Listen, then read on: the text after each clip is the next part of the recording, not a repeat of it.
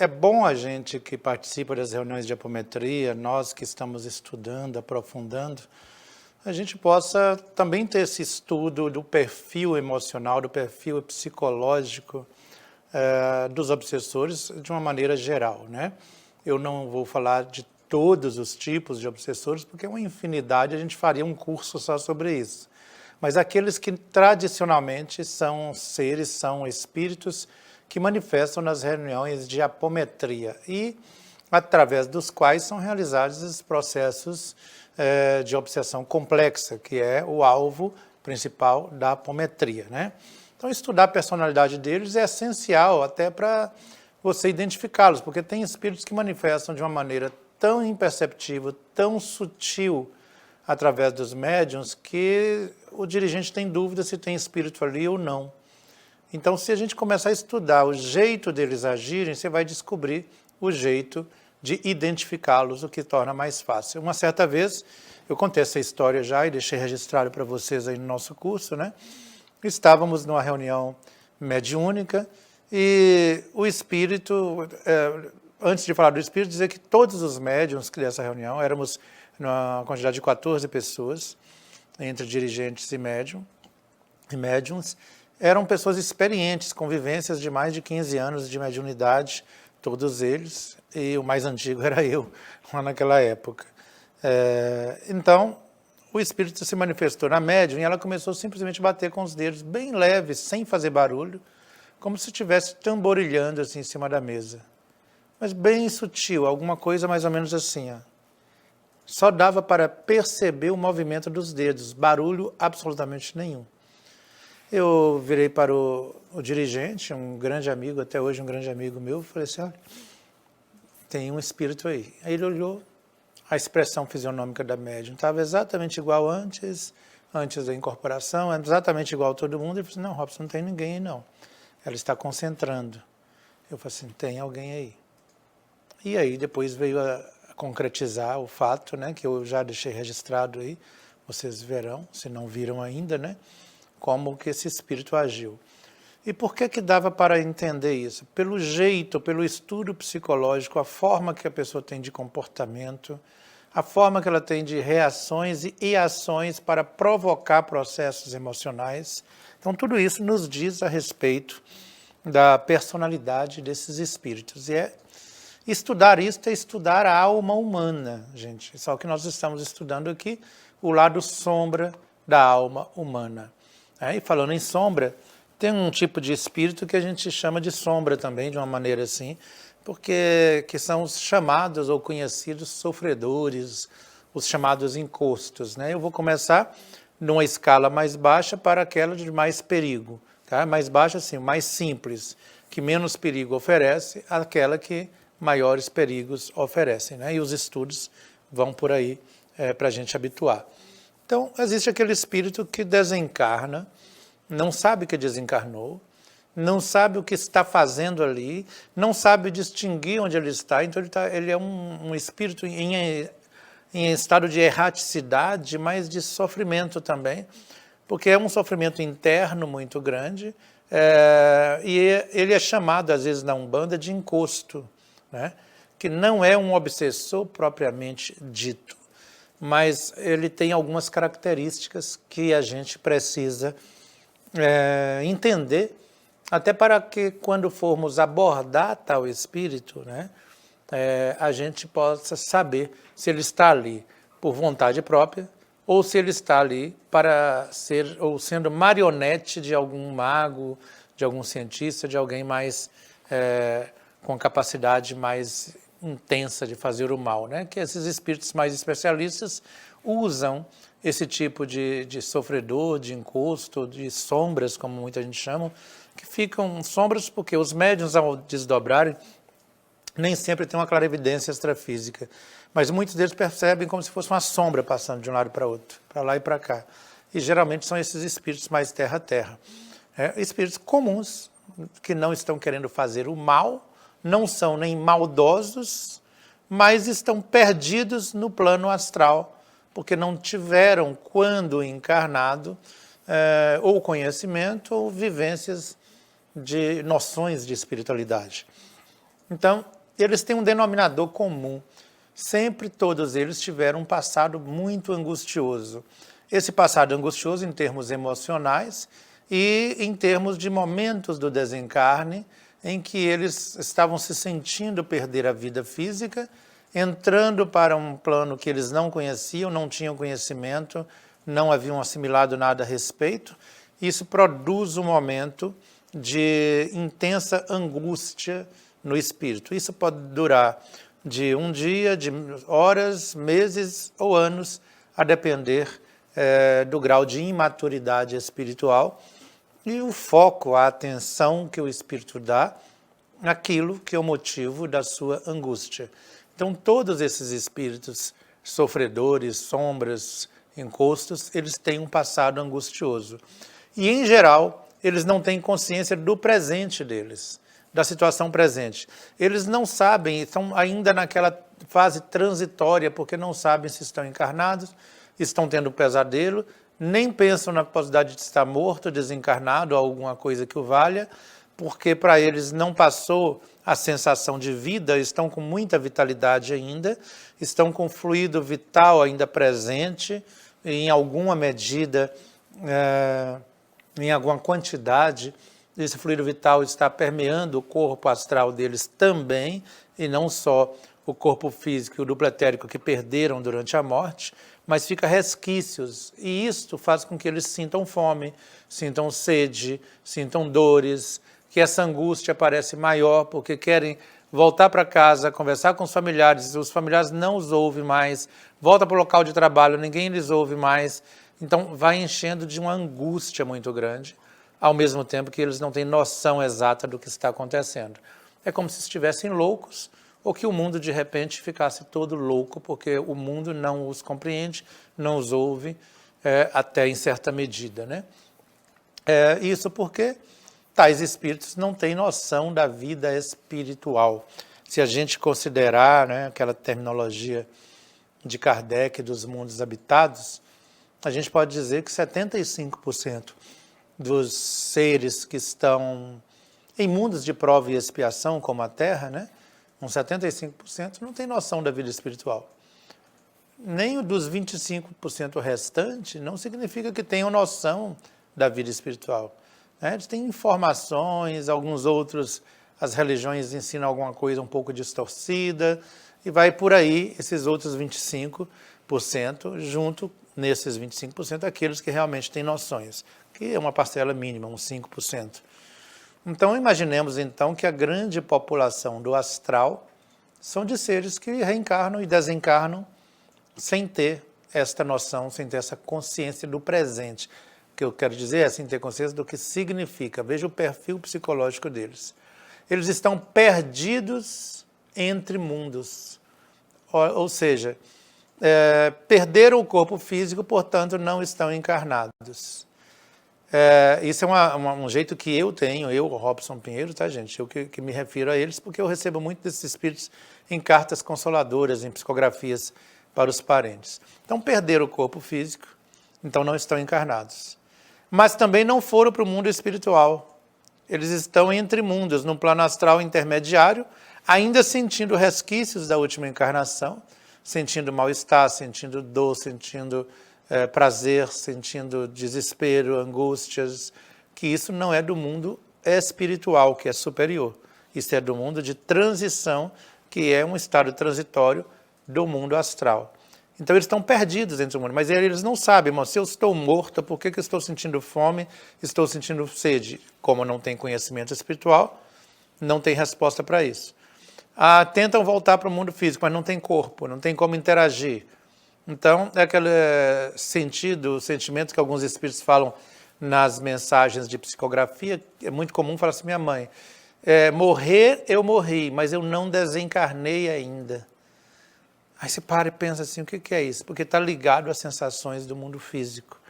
Tudo que é comum, até mesmo no caso de espíritos que foram homens quando encarnados, sentem ereção ainda do outro lado, porque é próprio do corpo carnal, mas como eles estão ainda permeando no seu corpo espiritual a energia, né, o fluido vital, eles têm as sensações todas que tinham no plano físico.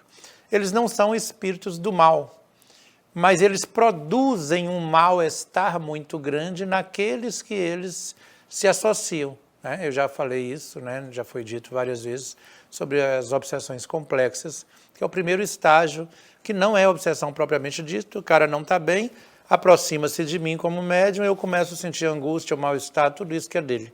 Isso vem à tona e pode desencadear alguma coisa do passado meu, né? Então, embora não sejam maus, não estejam querendo fazer o mal, mas provocam um mal-estar muito grande. E eles estão sempre naquele jeito, o estado emocional deles é aquela procura sempre por se encontrar. Onde eu estou, quem sou, o que está acontecendo. Então é um tipo de espírito, primeiramente, que a gente vai ver no plano astral e que tem esse perfil psicológico e a gente vai ver nas reuniões que mesmo na apometria eles podem chegar porque muitos são manipulados, tanto por obsessores quanto por circunstâncias. Então, os obsessores, propriamente dito, veem esses espíritos e, de alguma maneira, manipulam eles para fazer a sua vontade. E eles estão ali perdidos, não têm força moral para resistir. Por mais que tenham sido pessoas aparentemente boas quanto encarnadas, e é bom a gente ficar atento ao termo, né, que a gente utiliza, que é uma pessoa do bem, porque tem gente que é do bem e está bem mal, sem conhecimento, fica perdido, e é uma pessoa com boas disposições, mas que chega perdido no plano astral e pode ser usado por obsessores, e mais tarde ele acorda até com a culpa de ter sido usado. Ele pode ser manipulado pelas circunstâncias que está ali, um bando de espíritos que já estão ali, que estão perdidos, andando em bando, ele se aconchega àqueles espíritos, porque é atraído pelas situações semelhantes, né? Os semelhantes se atraem. E vamos supor que, de repente, eles resolvem ir numa balada onde tem muita gente, porque aquilo, de alguma maneira, lembra o período que estavam no plano físico, vão para lá, e lá, quer dizer, eles estão manipulados pela circunstância, e não é o obsessor, neste caso, que está manipulando. E ali eles se juntam a alguém, que alguém percebe a presença deles, mesmo que seja de uma maneira bem sutil e suave, eles se consorciam essas pessoas e vão para casa com estas pessoas, então. Aí nós vamos ter um processo leve de influenciação, né? De transmissão de fluidos nocivos, troca mesmo de energias, e que provocam um mal-estar muito grande, um estrago na vida da pessoa, mas não foi a intenção deles fazer isso. Quando são obsessores que os utilizam, então, os obsessores têm esta intenção, sabendo que esses espíritos estão errantes no plano astral, que não se encontraram, não têm conhecimento, eles pegam esses espíritos e acoplam em alguém que eles querem prejudicar e deixam para lá. Às vezes só falta um empurrão para que a pessoa caia no precipício. E esses espíritos que não têm noção de que estão desencarnados em sua maioria, podem, veja bem, não é que são todos utilizados, podem ser utilizados por obsessores para desencadear um processo complexo psíquico. Vamos supor que a pessoa tem processo de neurose, uma psicose mais complexa, né? E uma presença desarmônica ao lado dele é suficiente para desencadear um processo, uma crise muito maior, né? Bom, depois, subindo essa escala, esses não referem a perigos no sentido de que querem prejudicar as pessoas, né? Nós temos o primeiro degrau do espírito obsessor agora, que são os chamados quiumbas, né? Que a Umbanda chama de quiumbas. São espíritos recém-desencarnados, mas que não encontraram o seu lugar do outro lado, mas que são diferentes dos outros, espíritos zombadores, espíritos brincalhões, que quando manifestam numa reunião, começam a dar gargalhada e bagunçar tudo, e você não consegue fazer a reunião desandar. E tem um fator interessante com esses quiumbas, né, que são os zombadores. Eles manifestam e desestabilizam os médiuns, que começam a contar alguma coisa ou outra, às vezes piadas, às vezes brincadeiras, e os médiuns se envolvem naquilo como se aquele espírito fosse ali para ser tratado, e não adianta perder tempo com tais espíritos. Não adianta, é liberar, porque em geral, se eles estão numa reunião mediúnica, esse tipo de espírito, é porque estão sendo utilizados pelo verdadeiro obsessor, para disfarçar a presença do obsessor. Porque enquanto os médiuns se entretêm ali, o dirigente perde o tempo e nada vai avante com aquele espírito, aí o obsessor está fazendo realmente o trabalho dele. Então, apareceu o espírito dessa laia, dessa estirpe, né, de zombadores, brincalhões, boêmios que não têm limites, que chegam parecendo que estão bêbados, caindo e brincando, e que não tem nada para acrescentar de conhecimento, de nada, mas que vai envolvendo os médiuns e às vezes até em casos quem tem assistência, né, envolve todo mundo, a pessoa deixa de ter grandes ensinamentos porque perde o tempo com esses espíritos, né? Bom, as características, eu falei das características comportamentais deles. Então, nós vamos ver agora outras características, que é o comportamento desrespeitoso que tais espíritos têm. Eles costumam manifestar em algum médium e se dirigem a uma pessoa ou outra, e é lógico que o médium tem participação nesta responsabilidade, né? O médium permite isso acontecer através dele e acha bonitinho esse tipo de coisa. Então esse espírito começa a se dirigir aos outros de maneira desrespeitosa, falando ou palavrões, ou sendo um pouco, passando dos limites com os termos utilizados, né? Isso é preocupante, porque tais espíritos, em geral, são mesmo manipulados por obsessores, que estes sim são inteligentes, e que usam essa tropa de choque, né, digamos assim, para os médiuns e para a reunião não ter nenhum tipo de ação positiva, ou não redundar em algo positivo. Então, enquanto esses espíritos chegam e brincam e palhaçam à vontade, os obsessores estão disfarçados. Isso é usado com muita frequência, gente. Então, você que está numa reunião de apometria, que está estudando, cuidado para você não dar vazão a tais espíritos, né? Primeiro porque eles não têm nenhuma noção de moral.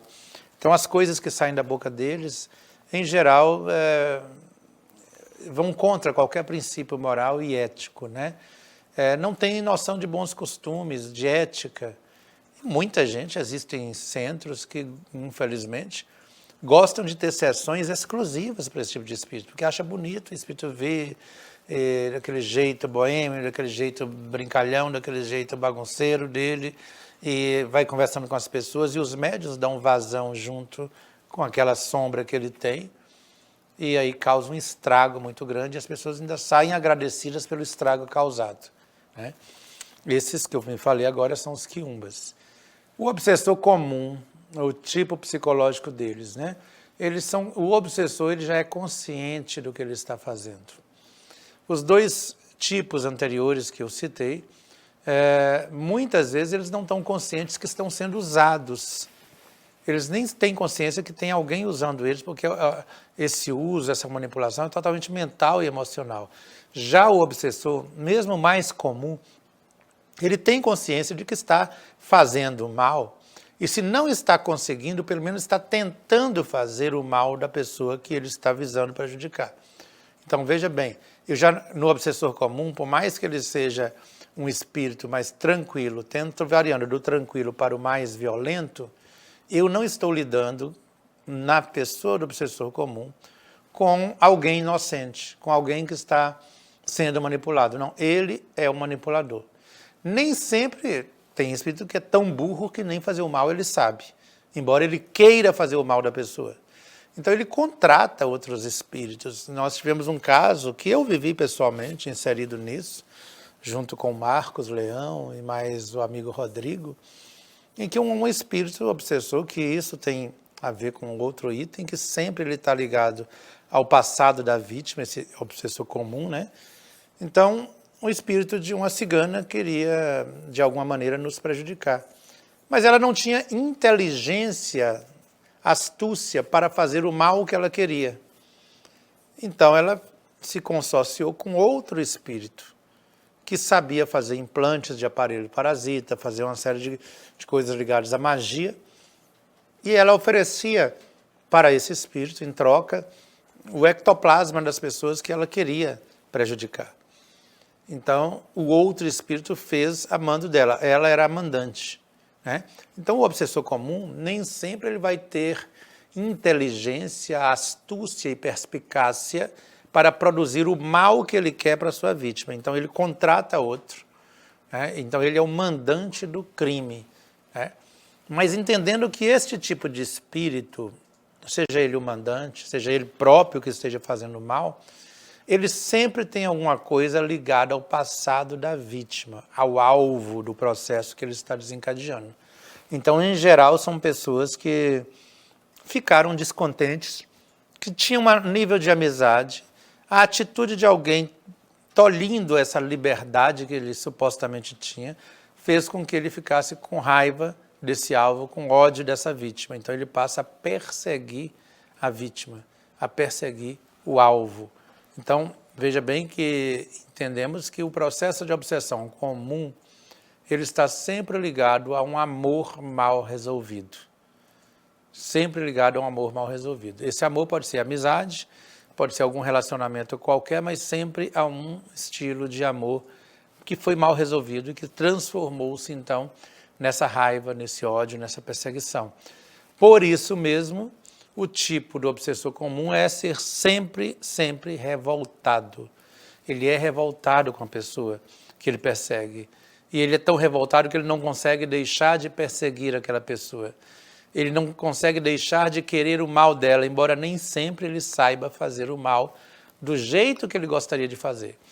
Então, ele sempre é revoltado e sempre você vai ver esse tipo de espíritos de obsessões mais comuns, ele quer sempre a vingança, porque ele acha que a vingança vai aplacar a ira e o mal-estar que ele está sentindo em relação àquela pessoa. Então, é maldoso, quer fazer o mal, mas nem sempre é inteligente para fazer, contudo, tem uns sentimentos que são muito, muito intensos dentro dele, que é essa vingança, esse desejo de querer retribuir o mal com o mal. E emocionalmente, naturalmente, ele já é um espírito frágil. Já por ele querer a vingança, por estar com ódio, porque está inseguro, porque está procurando mal-estar, ele é emocionalmente um espírito frágil ou um espírito com um processo oscilante de emoções. Então, ele está com a emoção oscilante, né? Ele também tem uma visão da realidade bem distorcida, porque muitas vezes ele teve uma ligação num passado de 50, de 100 anos atrás. Só que o mundo consegue melhorar, consegue progredir. A própria pessoa que ele está perseguindo, pode ser que ela tenha vivido com ele lá no passado, mas está prosseguindo, querendo melhorar. E ele está paralisado no tempo, nessa visão de vingança. Então, nesse caso, a visão que ele tem da realidade está distorcida, porque ele paralisou mentalmente e emocionalmente há 50 anos, há 100 anos, há 20 anos atrás, seja lá quando for. Ele paralisou. Mas o seu alvo mental está crescendo, está trabalhando, enquanto ele paralisou naquele mundo. Então, ele está sempre ligado a um evento mal interpretado junto à vítima dele. Então, alguma coisa, algum relacionamento, vamos supor, estou fazendo uma suposição, que tinha um negócio em comum. A pessoa, de boa mente, resolveu, não, eu gostaria, não quero ter você mais como meu sócio, e eu quero continuar sozinho, eu prefiro continuar sozinho. Vamos supor que não tenha havido briga. Mas o outro lado ficou magoado, chateado, e por acaso ele desencarna e começa a procurar a sua vítima. Então ele tinha um relacionamento antes, tem um evento mal interpretado, mal sentido, mal vivido, junto à pessoa que hoje é a sua vítima. E ele, em geral, esse obsessor mais comum, ele sempre, vocês vão ver esse denominador todo, sempre se sente prejudicado pela pessoa-alvo que ele tenta obsidiar. Ele sempre acha que ele foi o prejudicado e jamais ele não tem uma noção do prejuízo que ele está tentando fazer com a pessoa. Ele sempre se fixa naquilo que ele interpretou como prejuízo para ele. E muitas vezes foi só uma interpretação. Então, ele está ligado a um evento mal interpretado junto à sua vítima. Isso precisa ficar bem claro, porque na hora de abordar esse tipo de espírito, é o mais fácil, o mais comum de abordar, né? Basta você voltar ao passado, esclarecer as coisas, mostrar a situação da suposta vítima ou do alvo mental dele, e colocar junto os dois para ver se realmente o mal que ele julga ter sentido e que causou esse desejo de vingança realmente era mal ou podia ser alguma coisa para impulsioná-lo, né? Pois bem, nós vamos ver então que aí vai piorando um pouco. Depois, esse tipo que eu vou falar aqui agora, depois eu vou falar dele mais intensamente, né? Que é o dirigente das trevas. Então nós temos uma série de espíritos que são dirigentes de grupos do outro lado, desde grupos pequenos, de 5, 6 obsessores, a de uma organização criminosa, de uma organização maior ainda, que pode estar ligada a países, a regiões, a comunidades e a um grupo de pessoas ou a um tipo humano específico. Em geral, de uma forma geral, todo ser que se posiciona como um dirigente das trevas foi um encarnado poderoso. Geralmente foram militares, ocuparam posições de mando, aquela pessoa que está habituada a mandar e ser obedecida. Ele não está habituado a você dialogar com ele, porque ele já tem as suas verdades poderosas que estão estabelecidas na mente dele. Então, ele, em geral, já ocupou posições de mando. E acostumado ao exercício da autoridade, mas não da autoridade comum, daquela autoridade que não pode ser contestada. Então é alguém que exerceu um domínio muito firme, muito intenso sobre um grupo de pessoas. Isso faz com que surjam alguns fatores da personalidade que a gente vai notar logo, logo na manifestação de tais espíritos. Ele é arrogante, geralmente, porque se acha numa posição superior. Então imagine você, ele está numa reunião mediúnica, por que eu vou conversar com um bando de gente? Porque você está desnudo, o médium está desnudo diante dos espíritos, eles conhecem mesmo tudo nosso. Como que um espírito desse, ele pensa, vou me submeter a uma conversa com pessoas subalternas, com um bando de gente que eu não conheço, eu vou abrir minha vida para eles? Então tem uma arrogância muito grande. Em geral, tem uma coisa que a gente nota em todo dirigente, que é a frieza calculista. Então a pessoa é calculista e é frio. Quanto mais for perigoso o espírito, coloquem isso na mente de vocês.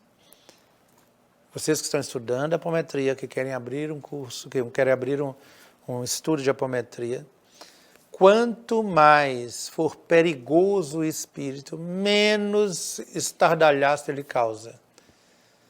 Então ele geralmente é frio, ele é calculista, ele é inteligente e experiente na arte dele de fazer o mal.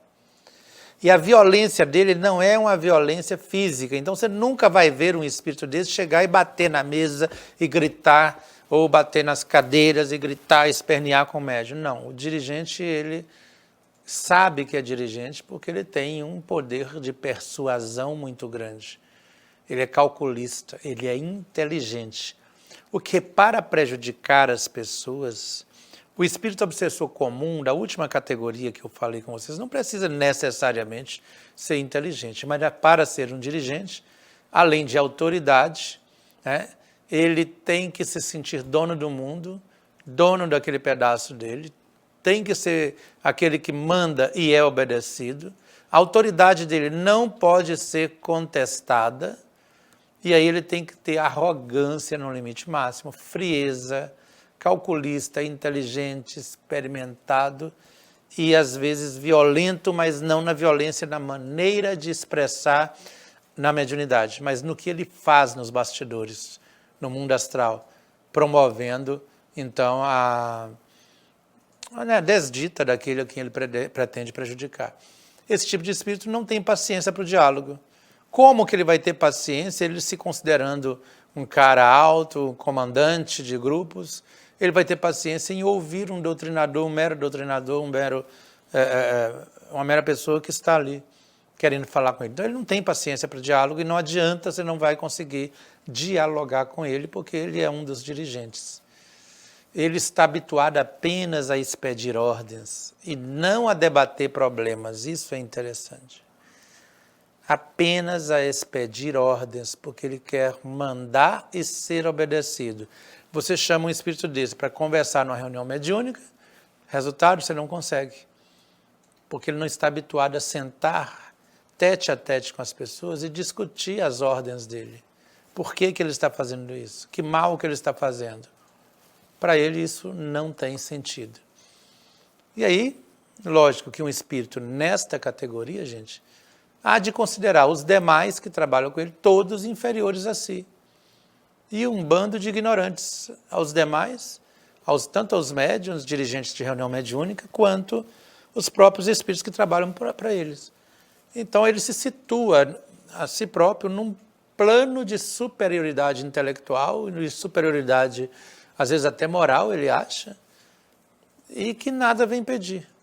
Ele vem exigir, ele vem ordenar, ameaçar e intimidar as pessoas. Ele não vem pedir nada, ele não vem pedir ajuda numa reunião dessa.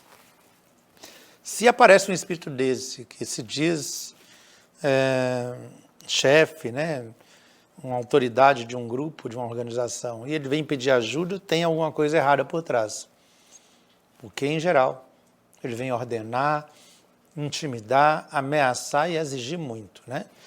Tem outro aspecto, outro tipo de espírito. Esse é muito comum nas reuniões, que é o religioso. Em geral, esse tipo de obsessor, ele era um ex-prelado, ou um ex-padre, um ex-cardeal, um ex-pastor, ou um ex-sacerdote de qualquer culto, mas com angústias, um grau de angústias e rancores inomináveis. Eles vêm muito rancorosos, muito angustiados, né? Primeiro porque eles sentem que a religião, ou a forma deles de fazer a religião, não funcionou. E eles, apesar de terem sido religiosos encarnados, desembocaram no plano astral em situação angustiosa e aflitiva, pondo por terra o que eles ensinavam, porque achavam que iriam para um suposto paraíso. Então imagina a angústia e o rancor de alguém que é criado a vida inteira pensando assim. Eles se apresentam quase sempre, os religiosos, obsessores, como trabalhadores do Cristo. Eles estão empenhados, na visão deles, em defender a sua igreja, a sua comunidade. E é tão absurdo isso, porque um argumento comum em espírito religioso, obsessor, é que eles dizem que eles sempre citam aquela parte dos vendilhões do templo, né, que Jesus pegou o chicote, esbravejou.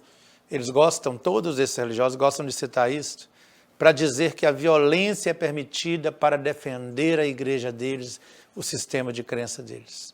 Então eles não se intimidam diante de um grupo de outros religiosos, não, eles vão para atacar e destruir tudo, porque querem que a verdade da sua igreja prevaleça. E para isso, eles têm que ter astúcia e inteligência em comum. Então, em geral, são seres que estudam há anos e anos e anos, e muitas vezes vêm de uma vida para outra, ainda naquele ofício religioso, e no período entre vidas se vira obsessor daqueles que saíram da sua religião, daqueles que saíram do seu sistema de poder, que não se deixam manipular mais por eles. Então vem a ira, o rancor muito grande, que é inominável, né? Aí eles passam a ser, logicamente, agressivos, violentos, impiedosos com aqueles que eles estão obsidiando. O religioso, ele é muito impiedoso. Vocês vão ver em todos os espíritos religiosos que são obsessores.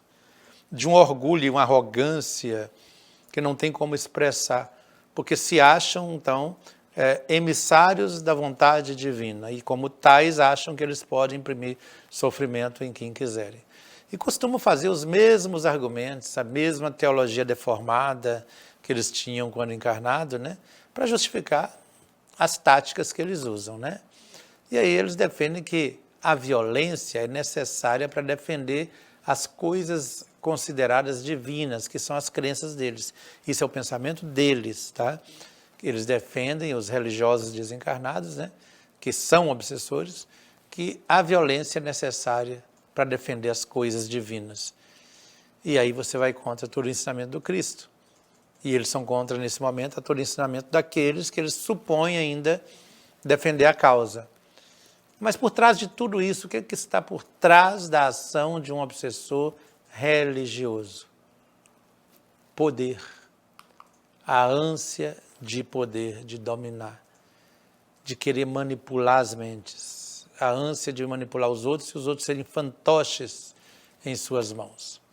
Então, estudando esses perfis, ou o perfil psicológico desses seres, encontraremos muita ressonância no que existe hoje entre os que estão encarnados.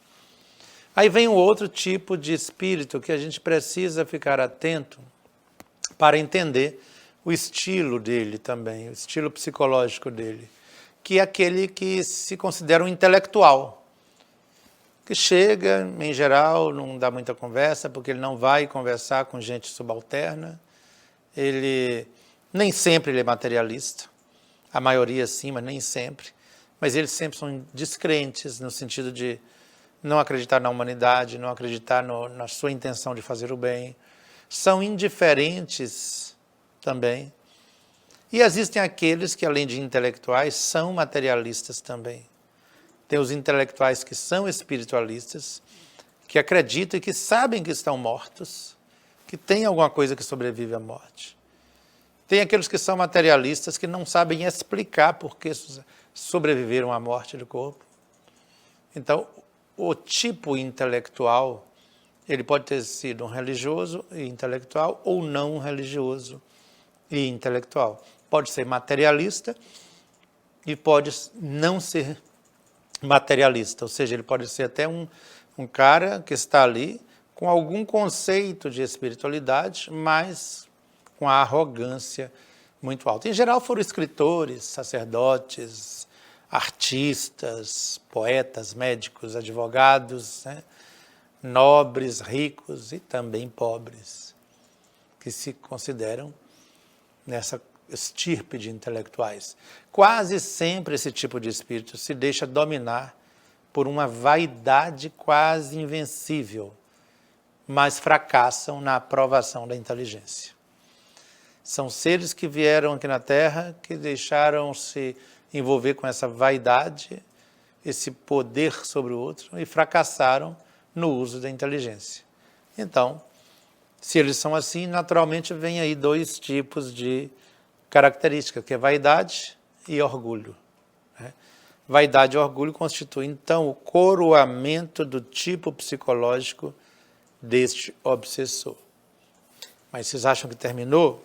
Não. Temos o outro tipo de obsessor, que tem um tipo psicológico diferente também, que é o vingador, que é aquele cara, aquele sujeito que é prisioneiro dele próprio. Ele cria um mundo à parte, uma ideia à parte. E ele vive aquilo como se fosse a realidade. Então o vingador ele costuma ficar anos e anos, decênios ali, preso num mundo imaginário, num planetinha dele, cuja verdade é aquele que ele formou e agora ele não consegue sair dela. Então ele vive uma realidade distorcida ou uma realidade paralela. Então, todas as ações dele, todos os pensamentos e emoções, ele supôs que as coisas são assim, não aceita ser esclarecido e vive isto como absoluta realidade. E isso, naturalmente, vem acompanhado de dois sentimentos, de frustração muito grande consigo próprios, porque não se realizaram quando encarnados, e mesmo desencarnados têm grandes dificuldades, e a cólera, a raiva, a ira das pessoas que são alvo, né? Principalmente grupos de pessoas que são alvo da sua vingança. Né? Eles têm uma ilusão, é de que a vingança que eles vão exercer, né, vai aplacar o ódio que consome o coração deles dia e noite e eles não conseguem liberar desse ódio. A lógica deles é, ao mesmo tempo, apaixonada, calculada, fria, paciente. Eles são pacientes para promover esse tipo de obsessão que eles julgam estar se vingando de alguma coisa, né? Então, para vingar, eles são pacientes. Mas, ao mesmo tempo, tem outra coisa que parece um paradoxo, que eles são impulsivos e sempre, gente, sempre são espíritos implacáveis. Os vingadores são implacáveis. Então, eles ficam envolvidos no seu processo e tem que admitir o perdão para eles conseguirem liberar disso, mas eles não admitem. De forma alguma admitem perdoar. Assim eles são capazes de perseguir uma vítima deles através de séculos. A vítima desencarna e reencarna e eles não, permanecem desencarnados. Tem obsessores que estão mais de 2 séculos perseguindo a única vítima. E ao longo de muitas vidas, né? Tanto aqui na carne e aí no plano astral também. Então ele sempre está motivado por um caso pessoal que viveu com sua vítima. Agora, é o tipo de obsessor que nós vamos menos falar, mas que vários médiuns experientes, a dona Ivone Pereira, por exemplo, Ivone do Amaral Pereira, considerava o pior tipo de obsessor, que são as mulheres. Aquele espírito que teve a última vivência como mulher e mantém o corpo espiritual como mulher. E a gente precisa pensar bastante que papel representa as mulheres nesses dramas que desenrolam entre 2 mundos. Você não acreditava que existissem mulheres obsessoras? Pois existem, e elas são as mais implacáveis porque são minuciosas para o processo da vingança. Ela, quando tem um objetivo, ela persegue o objetivo.